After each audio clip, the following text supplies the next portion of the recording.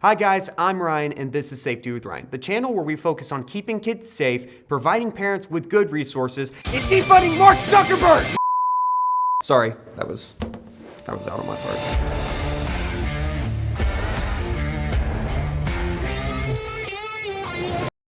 Today we're going to be looking at something called Vault apps. New editor, put it up there.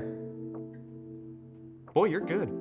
Very simply put, Vault apps are apps that are disguised as one type of app, but are actually another hidden application. A very popular modern example of this is the Calculator app. There are many calculators out there that look and function just like a regular calculator. That is, until the user does something a little tricky with them. In the instance shown here, all a user has to do is input a 4-number combination and hold down the equal button.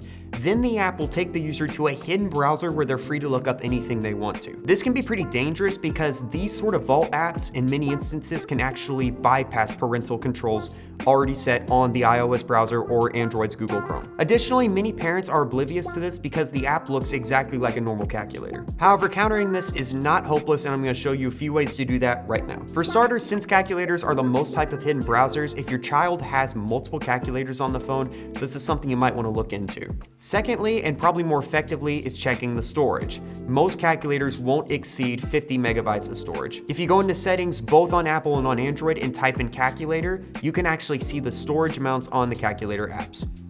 For Android users, I would be careful to look at total storage because cache and data storage are not applicable in this situation. For instance, if they have a calculator that's 15 megabytes, but another one that's almost 2 gigabytes, I would definitely look into the 2 gigabytes one.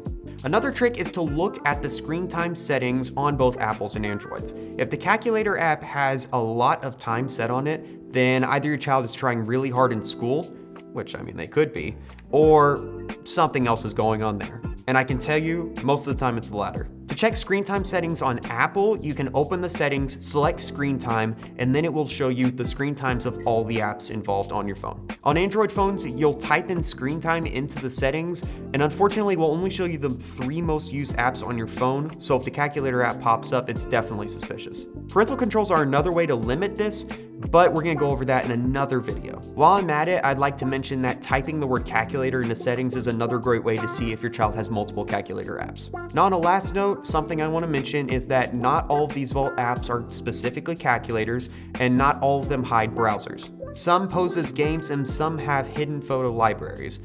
It really just kind of varies from app to app. This is all to say, please be sure to be kind but persistent in checking your kids' phones. If you're finding that they're having trouble with constantly downloading Vault app after Vault app, then we would recommend that you get them a smartphone alternative for a while.